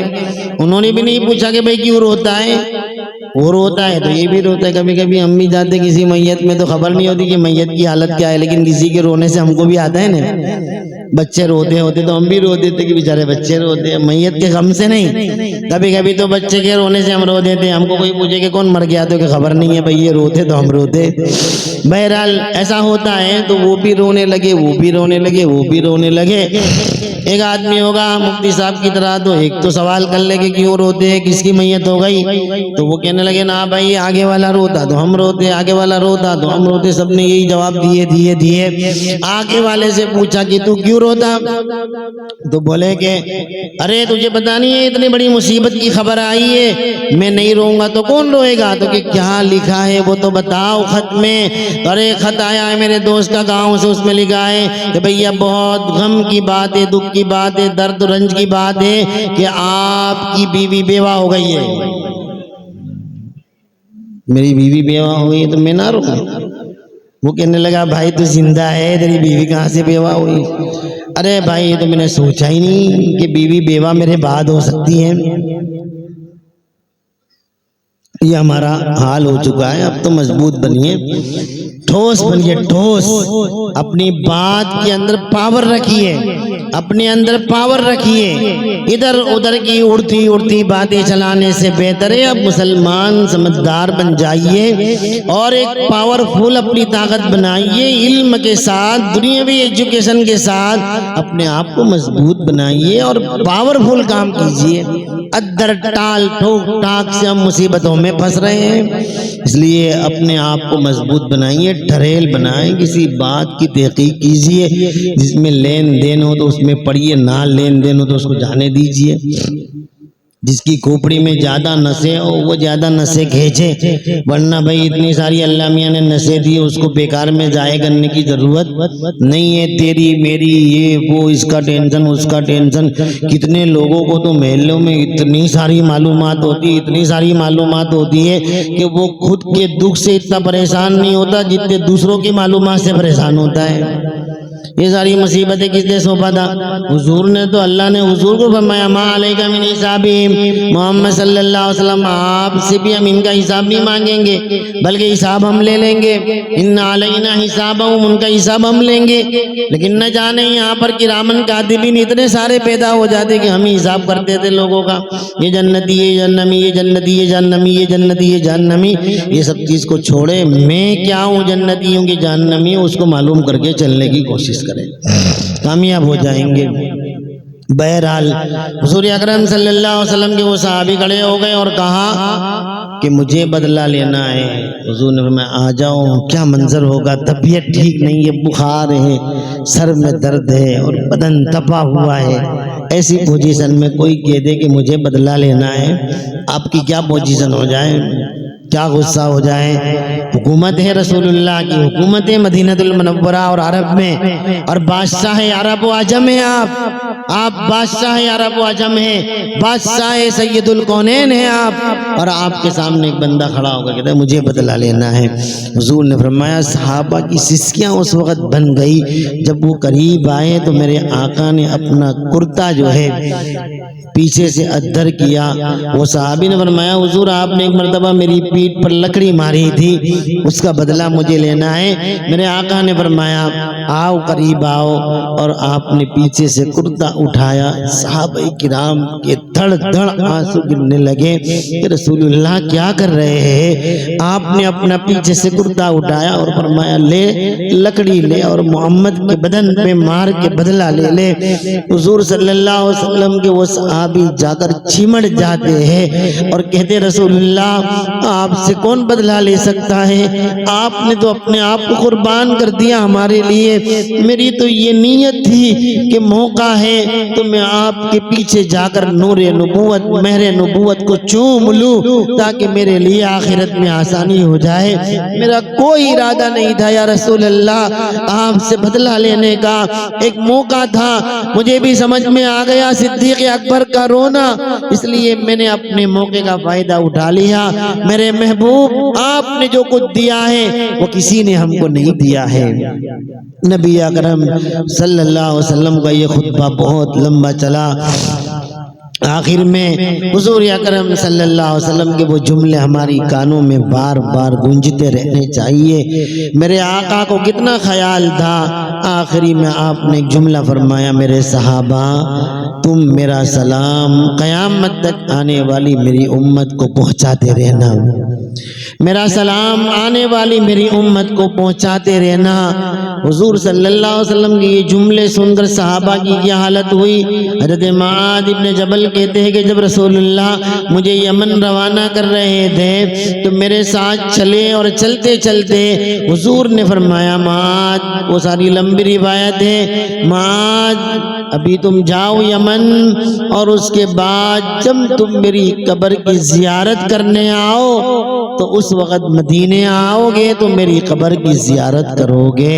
حضرت معاذ فرماتے میرا تو دل پھٹا جا رہا تھا، میرا دل ہی نہیں چاہتا تھا کہ میں مدینے سے جاؤں دور، لیکن رسول اللہ نے فرما دیا تھا اور یہ بھی فرما دیا تھا کہ معاذ آئندہ جب تم آؤ گے مدینہ تو میری قبر کی زیارت کرو گے۔ حضرت معاذ فرماتے میں چلتا تو گیا لیکن مڑ مڑ کے دیکھتا تھا رسول اللہ کو دیکھ لوں، رسول اللہ کو دیکھ لوں، یہاں تک کہ رسول اللہ دور چلے گئے اور میری آنکھوں سے اوجھل ہو گئے، وہاں تک میں رسول اللہ کو دیکھتا رہا، اس کے بعد وہاں سے میں نکل گیا۔ نبی اکرم صلی اللہ علیہ وسلم کے بارے میں حضرت ابن عباس فرماتے ہیں جمعرات کا دن آیا، ابن عباس رونے لگے۔ ایک ہفتے کے بعد شاگردوں نے پوچھا حضور کیوں روتے ہیں؟ کہنے لگے آج جمعرات تھی، میرے آقا نے آج ہی مسجد نبی میں آنا بند کر دیا تھا، بہت کوشش کی لیکن پیر ہی نہیں اٹھتا تھا۔ آپ صلی اللہ علیہ وسلم نے پھر جو ہے بخار کی حالت میں حضرت عائشہ سے فرمایا اصل الناس یا عائشہ، عائشہ لوگوں نے نماز پڑھ لی، پھر بعد میں رسول اللہ بے ہوش ہو جاتے تھے، پھر رسول اللہ ہوش میں آتے تھے اور پوچھتے تھے اصل الناس، لوگوں نے نماز پڑھ لی، پھر آپ بے ہوش ہو جاتے تھے، پھر ہوش میں آتے تھے اور کہتے تھے اصل الناس، کیا لوگوں نے نماز پڑھ لی؟ کتنی فکر تھی لوگوں کی نماز کی، کتنی فکر تھی رسول اللہ کی بے ہوشی، بخار ہے، بدن ٹوٹا ہے، لیکن بار بار پوچھتے عائشہ لوگوں نے نماز پڑھ لی؟ حضور صلی اللہ علیہ وسلم سے فرمایا امی جان نے حضور صحابہ آپ کا انتظار کر رہے ہیں کہ رسول اللہ آئے تو نماز پڑھا دیں۔ عائشہ مرو ابا بکر، ابو بکر سے کہو کہ لوگوں کو نماز پڑھا دے۔ حضرت عائشہ فرماتی ہے ہم نے میسیج دے دیا رسول اللہ کا کہ ابو بکر نماز پڑھا دے وے، پردہ ہٹایا اور ابو بکر سے کہا نماز پڑھاؤ۔ رسول اللہ صلی اللہ علیہ وسلم کنکیوں سے دیکھ رہے ہیں، ذرا کچھ حضور علیہ السلام تھوڑے سے اونچے نیچے ہوتے ادھر ہوتے تو ابو بکر پیچھے ہٹنے جاتے کہ ابھی آ جائیں گے رسول اللہ چالو نماز کے اندر، لیکن رسول اللہ نے فرمایا ابو بکر نماز ختم کرو، اور رسول اللہ کی غیر موجودگی میں حضرت ابو بکر نے 17 نمازیں پڑھائی۔ رسول اللہ صلی اللہ علیہ وسلم اس وقت مسجد نبوی میں نہیں جا سکتے تھے، آپ کے باپ کے اوپر بار بار غشی تاری ہوتی تھی، اور آپ ایک جملہ کہتے تھے للموت سکرات، للموت سکرات وغمرات، اللہم سکرات الموت وغمرات الموت، موت کی تکلیف، موت کی سختی۔ میں آپ کو اس کا خلاصہ کرنے کی کوشش کروں گا۔ رسول اللہ صلی اللہ علیہ وسلم کے دن گزرتے گئے، اسی بیماری کے اندر اور تکلیف بڑھتی گئی۔ نبی اکرم صلی اللہ علیہ وسلم کے صحابہ کرام کو بیسیج ملتے رہے۔ امی جان حضرت عائشہ رضی اللہ تعالیٰ عنہ کے حجرے میں آپ تشریف فرمائے، حضرت جبریل علیہ السلام تشریف لاتے ہیں۔ سیرت النبی کی کتابوں میں لکھا ہے حضرت جبریل تشریف لاتے ہیں اور رسول اللہ صلی اللہ علیہ وسلم سے فرماتے ہیں کہ ملک الموت تشریف لانا چاہتے، اجازت دیجیے، سوموار کی صبح ہو رہی ہے۔ اور رسول اللہ صلی اللہ علیہ وسلم صبح ہی صبح حضرت عائشہ سے فرماتے عائشہ ذرا پردہ ہٹا دو مسجد نبوی کا۔ پردہ ہٹایا، صحابہ کرام نماز پڑھ رہے تھے۔ حضور نے فرمایا عائشہ مجھے بہت اچھا لگتا ہے ان کو دیکھ کر کے نماز پڑھ رہے ہیں، مجھے بہت اچھا لگتا ہے نماز پڑھ رہے ہیں۔ اس کے بعد پردے کو رکھ دیا گیا۔ صحابہ کرام نے دیکھا کہ رسول اللہ صلی اللہ علیہ وسلم کا چہرہ ٹمٹما رہا ہے اور جو ہے چمک رہا ہے۔ تو صحابہ کو لگا کہ حضور صلی اللہ علیہ وسلم اب صحت میں ہو رہے ہیں، اچھے ہو رہے ہیں۔ حضرت ابو بکر بھی فرماتے ہیں کہ میں نے دیکھا حضور کا چہرہ بہت چمک رہا تھا، شاش و بشاش تھا، تو مجھے بھی ایسا لگا کہ رسول اللہ اب اچھے ہو جائیں گے۔ لیکن امی جان فرماتی ہے کہ حضور نے فرمایا عائشہ فاطمہ کو آواز لگاؤ، بلاؤ فاطمہ کو۔ سیدہ فاطمہ تشریف لائی۔ کچھ وقت کے بعد آپ کی طبیعت اور نڈھال ہونے لگی۔ سیدہ تشریف لائی اور سیدہ فاطمہ رضی اللہ تعالیٰ نے جیسے ہی گھر میں آئی تو حضور کو دیکھ کر کہنے لگی یا ابتا وا قربا، ابا آپ کی تکلیف دیکھی نہیں جاتی، ابا آپ کی تکلیف دیکھی نہیں جاتی۔ حضور نے فرمایا بیٹی صحیح فاطمہ لا قرب بعد هذا اليوم، بیٹا اب تیرے ابو کو آج کے دن کے بعد کبھی تکلیف نہیں ہوگی، بیٹا فاطمہ آج کے بعد تیرے ابو کو کبھی تکلیف نہیں ہوگی۔ حضور کے یہ جملے بی بی فاطمہ کے دل میں ایسے چوبنے لگے۔ بیٹی فاطمہ سے فرمایا بیٹا میرے قریب آؤ، میرے قریب آؤ۔ ایک باپ وہ باپ ہے جس کو دیکھنے کے لیے چاند و سورج تو کیا آسمان کے فرشتے بھی انتظار کرتے تھے۔ وہ ابو اپنی بیٹی سے کہتے بیٹی فاطمہ میرے قریب آؤ۔ سینے سے لگانے کے بعد فرمایا بیٹی فاطمہ تھوڑی دیر کے بعد میں تجھ سے جدا ہونے والا ہوں۔ حضور کے یہ جملے سیدہ فاطمہ کے کان میں حضور نے فرمائے کہ بیٹی فاطمہ میں تجھ سے اب جدا ہونے والا ہوں۔ سیدہ فاطمہ زاروں کی دھار ہونے لگی۔ حضور نے فرمایا بیٹا قریب آؤ، پھر اپنے سینے سے لگایا اور فرمایا بیٹی فاطمہ میرے جانے کے بعد سب سے پہلے تو مجھے ملنے آئے گی۔ سیدہ فاطمہ کی مسکراہٹ تھوڑی سی آ گئی۔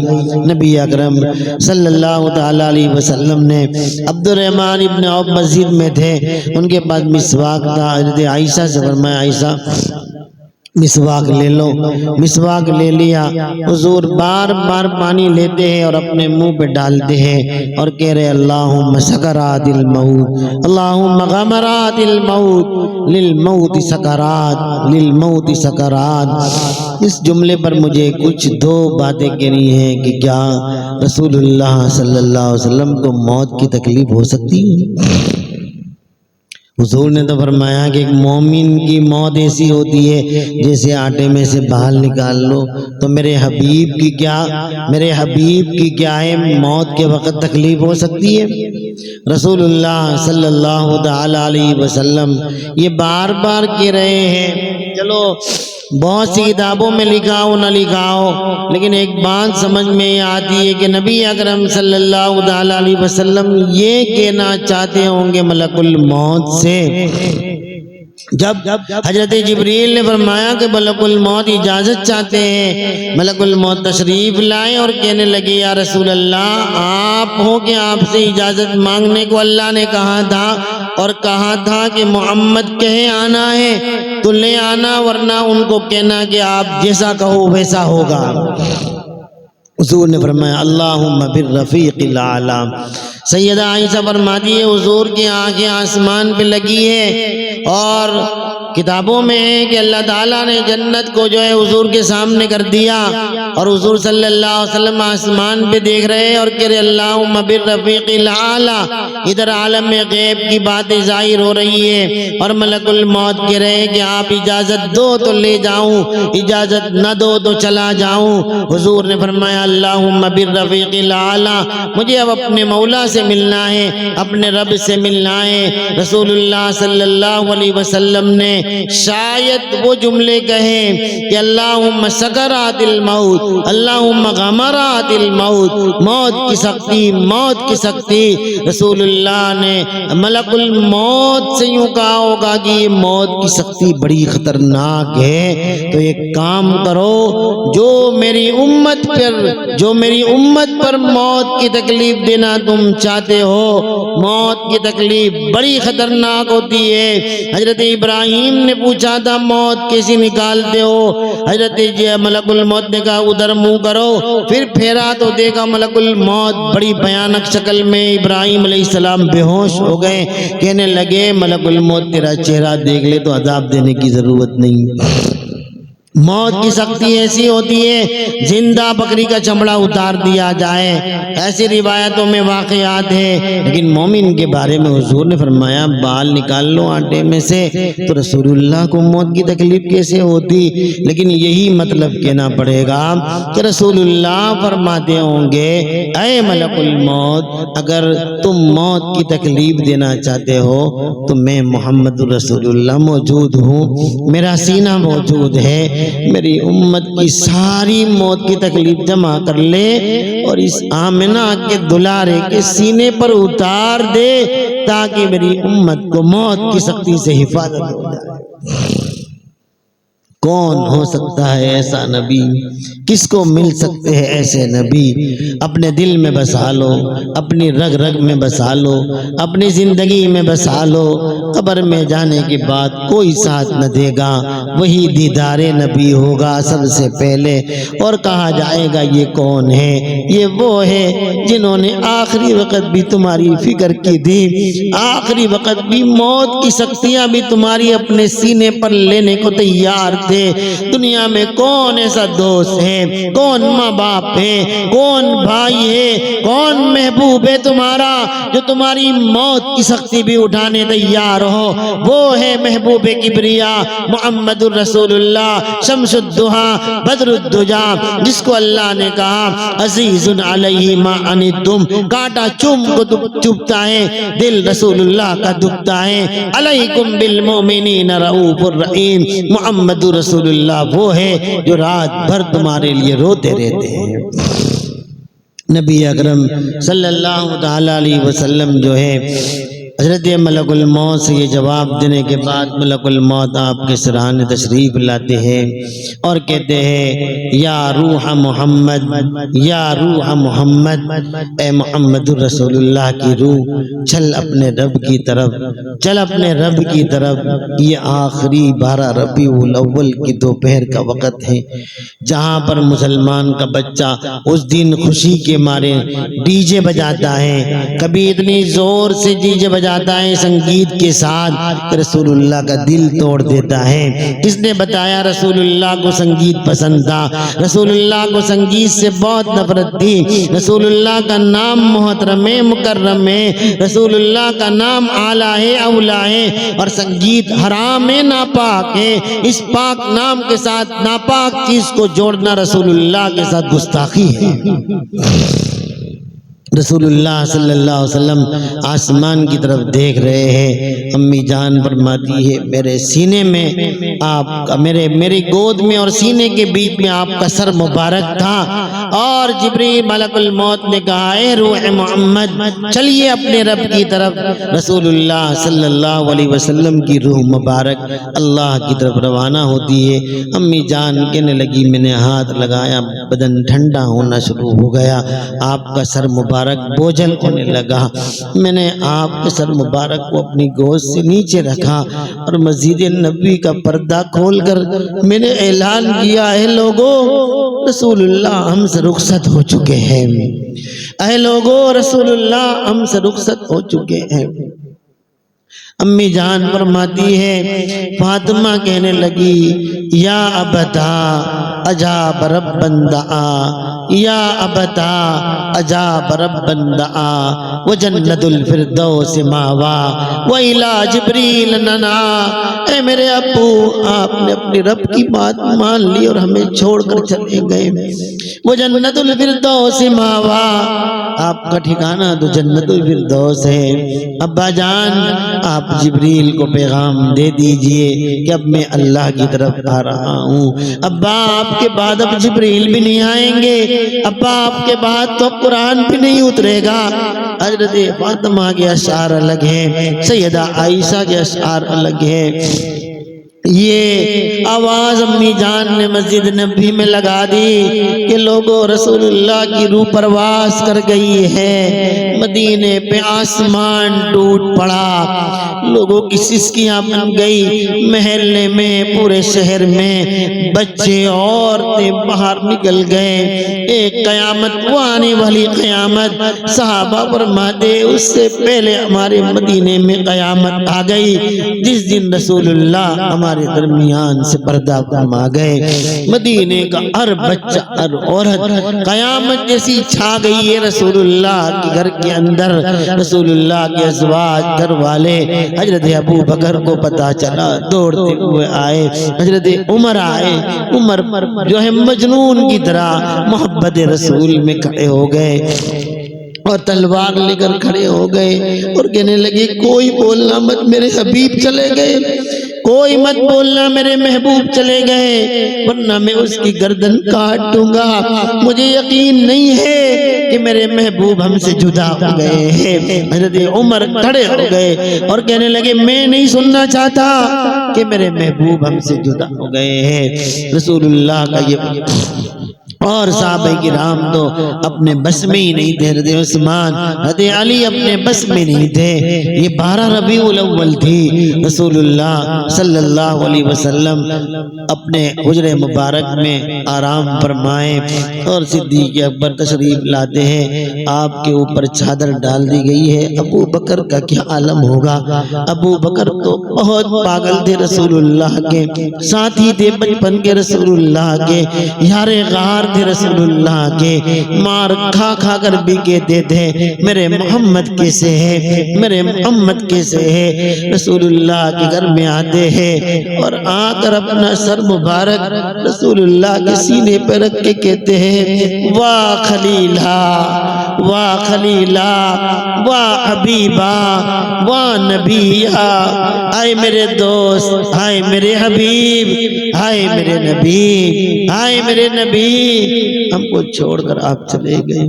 جیتا بالحق والہدا، آپ ہمیں اندھیرے سے اجالے میں لائے تھے، آپ نے ہم پر بہت احسان کیے، واہ حبیبہ واہ حبیبہ، آئے میرے حبیب۔ حضور کے سینے پر رکھ کر ابو بکر رو رہے ہیں اور اس کے بعد ان کے سر پر بوسہ دیا اور بوسہ دینے کے بعد چادر کو رکھ دیا اور باہر نکلے۔ سب اپنے بے بس آپے میں تھے، ابو بکر کھڑے ہوئے ایک ضبط کے ساتھ کھڑے ہوئے کمزور ابو بکر، اور کھڑے ہو کر کہنے لگے اے لوگوں، جو محمد کی عبادت کرتے ہو تو سمجھو اس کا خدا دنیا سے رخصت ہو گیا ہے، اور اگر جو اللہ کی عبادت کرتے ہو تو سنو اللہ ہمیشہ رہنے والا ہے۔ تمہیں معلوم نہیں ہے کہ حضور کے اوپر یہ آیت اتری تھی وما محمد الا رسول قد خلت من قبلہ الرسل افإن مات او قتل انقلبتم علی اعقابکم۔ کیا تمہیں نہیں بتایا قرآن میں کہ محمد اگر تمہارے درمیان سے پردہ کر گئے تو کیا تم ایمان و اسلام چھوڑ دو گے؟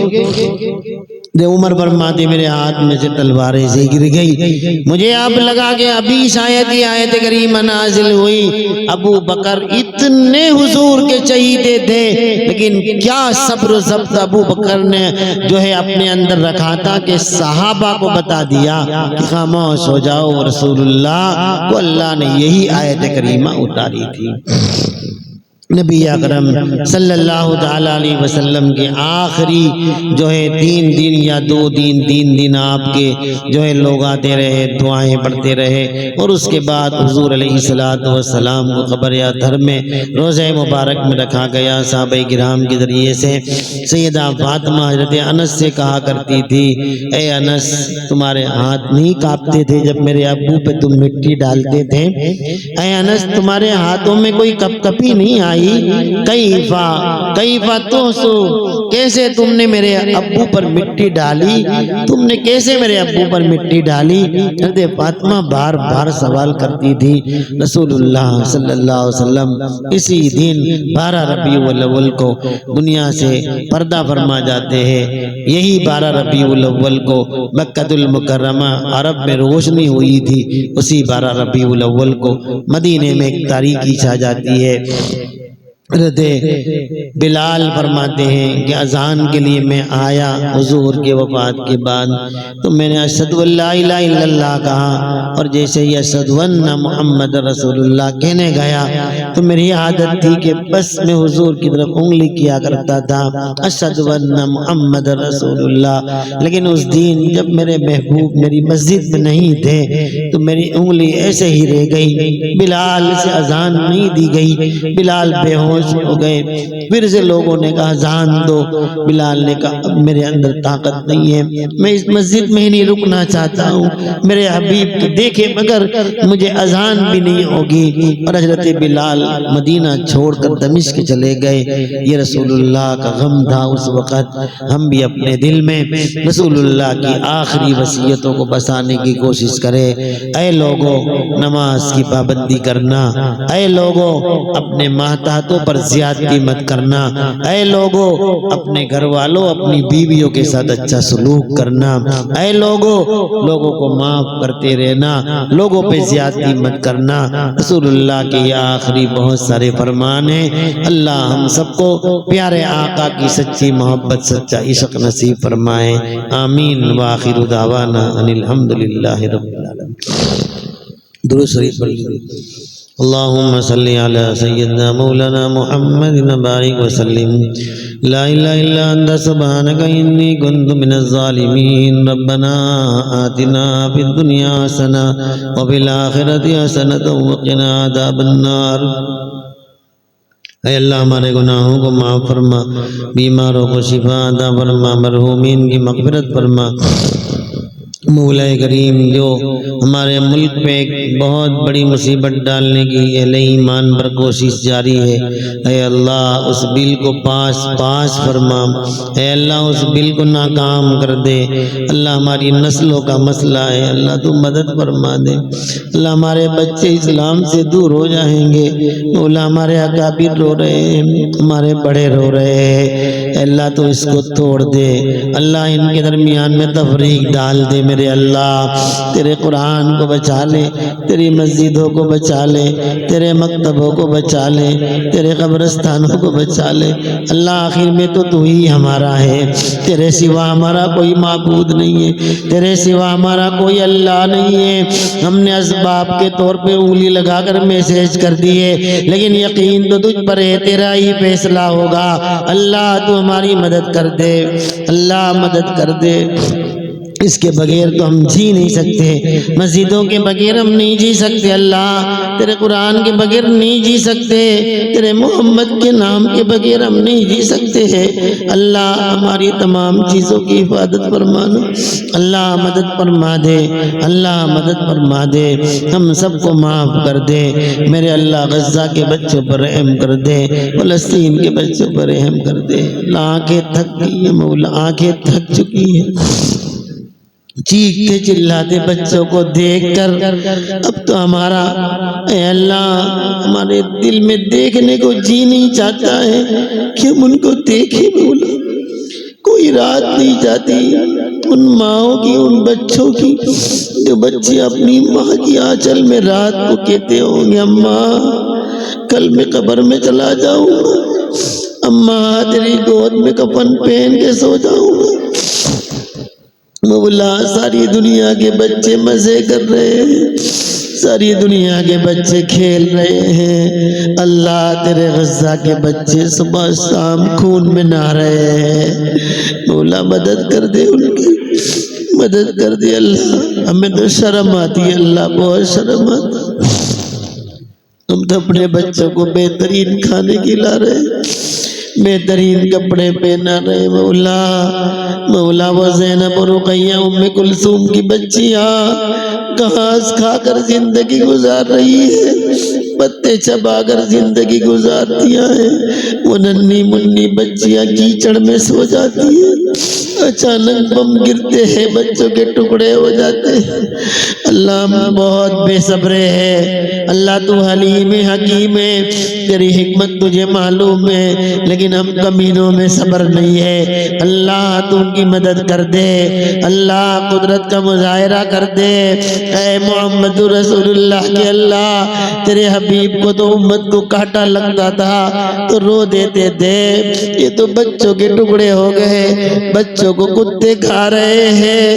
اے اللہ رسول اللہ کا واسطہ، رسول اللہ کا واسطہ، اہل غزہ کی مدد فرما دے، مدد فرما دے۔ ہمارے پاس تو کچھ نہیں ہے، یہ ٹوٹے پھوٹے آنسوؤں کا نذرانہ ان بچوں کو پیش کرتے ہیں۔ کل قیامت میں رسول اللہ کے سامنے ہمیں رسوا مت کرنا بچوں، ہم تو ہمارے بچوں کو لے کر کھاتے پیتے رہے، رسول اللہ کے سامنے یہ بچے اگر ہمارا دامن پکڑ لیں گے ہمارے پاس کوئی جواب نہ ہوگا، بس یہی جواب ہے میرے رب کہ ہم نے ان کے لیے دو چار آنسوؤں کے نذرانے پیش کیے تھے، ان کے لیے دعائیں کر رہے ہیں۔ اللہ تو ان کی مدد فرما دے، مدد فرما دے اللہ۔ ان ماؤں کی لاشیں روڈ پر پڑی رہتی ہے جن کے سروں کو کبھی آسمان نے نہیں دیکھا تھا، اللہ وہاں تو 14 لاکھ لوگ حافظ قرآن ہیں، بیٹیاں حافظ ہیں، مائیں حافظ ہیں، بچے حافظ ہیں۔ میرے رب اب ان یہودیوں کا انجام پورا کر دے میرے اللہ، اللہ یہودیوں کا انجام پورا کر دے، اب تو دکھا دے۔ قوم عاد و قوم سمود کو جیسے تباہ کیا تھا انہیں بھی تباہ کر دے، حبیب کبریا کا واسطہ، محمد رسول اللہ کا واسطہ۔ اللہم شتت شملہم، اللہم مزق جمعہم، اللہم دمر دیارہم، اللہم زلزل اقدامہم۔ اے اللہ مدد فرما دے، اللہ ہم سب کو معاف کر دے، ہمارے ماں باپ کو معاف کر دے، ہمارے والدین کو معاف کر دے۔ اللہ رسول اللہ کے آخری دن سنے بہت دل میں رونا آ جاتا ہے۔ اللہ ہم آپ سے گزارش کرتے ہیں، پوری زندگی رسول اللہ نے ہمارے لیے تکلیفیں اٹھائی، پریشانیاں اٹھائی، اللہ ہم تو گناہ کرتے رہے، گناہ کرتے رہے، رات کو ہمارے لیے روتے تھے اور ہم رات کو گناہ کرتے تھے۔ اللہ ہم آپ سے درخواست کرتے ہیں، ہم سے کوئی گناہ ہو جاتا ہے ہم اپنی ماں کے سامنے اللہ نگاہ نہیں اٹھا سکتے، ہم سے کوئی گناہ ہو جاتا ہے، ہمارا بچہ دیکھ لے تو ہم نگاہ نہیں اٹھا سکتے، ہمارے اعمال نامے تو رسول اللہ کے پاس پہنچتے ہیں، لیکن اللہ قیامت کے دن رسول اللہ کے سامنے حاضر ہونے سے پہلے ہمیں معاف کر دینا، اللہ معاف کر دینا۔ رسول اللہ اگر کہہ دیں گے کہ نالے کو یہاں پر بھی تم گندے ہو گیا، یہاں پر بھی تم مجھے تکلیف دینے کے لیے آئے، اللہ قیامت کے دن حضور کے سامنے جانے سے پہلے معاف کر دینا، معاف کر دینا۔ اللہ ہمارے پیارے نبی پر کروڑوں کروڑ صلاۃ و سلام نازل فرما، آپ کی بیٹیوں پر سلام نازل فرما۔ کیا بیٹیاں تھی رسول اللہ کی، زندگی بھر تکلیفیں اٹھائی لیکن ابو جان کے سامنے ایک لفظ شکایت نہیں کہا، ساری بیٹیاں جوانی میں انتقال فرما گئی۔ اللہ اہل بیت پر صلاۃ و سلام نازل فرما، ہم تمام کی حفاظت فرما، عافیت عطا فرما، علماء کا احترام نصیب فرما، دین عطا فرما، نمازوں کا پابند بنا، دین پر چلنے کی توفیق عطا فرما، اسلام پر جینے اور مرنے کی توفیق عطا فرما۔ اللہ ہم سب کو معاف فرما، ہماری دعاؤں کو رسول پاک صلی اللہ علیہ وسلم کے صدقے طویل میں اپنے فضل و کرم سے قبول فرما۔ ان اللہ وملائکتہ یصلون علی النبی یا ایھا الذین آمنوا صلوا علیہ وسلموا تسلیما اللہم صل علی سیدنا مولانا محمد وبارک وسلم سبحان ربک رب العزۃ عما یصفون وسلام علی المرسلین والحمد للہ رب العالمین۔ میں ادبیہ اسکول میں تو 10 سے لے کے 2 بجے تک ہم اپنا جو ہے وہ قیمتی خون دینے کی کوشش کریں، ایک خون دو گے 3 کی جان بچے گی، اس لیے ہو سکے تو زیادہ کا خون بھی دے دینا چاہیے، بہت زیادہ بڑھ جاتا ہے تو بیماریاں لگ جاتی ہے، اس لیے 300 گرام خون جو ہے کہ وہ تھوڑا دے دیا کرو، جب بھی موقع ہے 3 مہینے کے بعد 6 مہینے کے بعد تھوڑا سا خون دے دیا کرو، کسی کی جان بھی بچے گی اپنی جان بھی بچے گی، بہت زیادہ خون ہونے سے بھی تکلیف ہوگا۔ اللہ تعالیٰ ان محنتوں کو قبول فرمائے۔